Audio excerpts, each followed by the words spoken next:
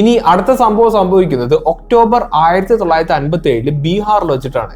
ഇത് നടക്കുന്നത് ഒരു ചെറിയ നാട്ടിൻ പ്രദേശത്താണ്. അവിടെ മൈക്ക എന്ന് പറയുന്ന ആ ഒരു സംഭവം മൈൻ ചെയ്യുന്ന ഒരു ഫെസിലിറ്റിയിൽ വെച്ചിട്ടാണ് ഈ ഒരു സംഭവങ്ങളൊക്കെ നടക്കുന്നത്. ഇതൊരു മൈനിങ് ഫെസിലിറ്റി ആയതുകൊണ്ട് തന്നെ അവിടെ ഒരുപാട് അധികം ആൾക്കാർ വർക്ക് ചെയ്യുന്നുണ്ട്. അതായത് ഏകദേശം ഒരു 800ഓളം ആൾക്കാർ അവിടെ വർക്ക് ചെയ്തിട്ടുണ്ടായിരുന്നു.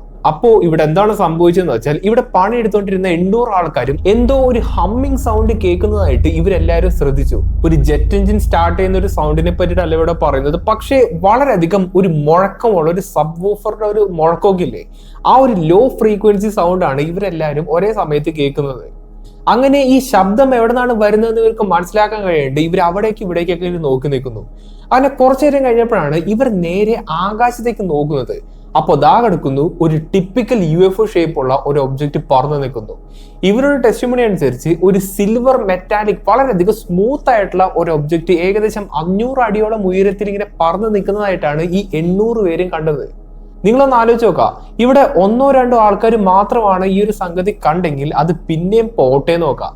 പക്ഷേ ഇവിടെ കണ്ടിരിക്കുന്നത് അവിടെ ജോലി ചെയ്തിരുന്ന 800ഓളം ആൾക്കാരാണ്.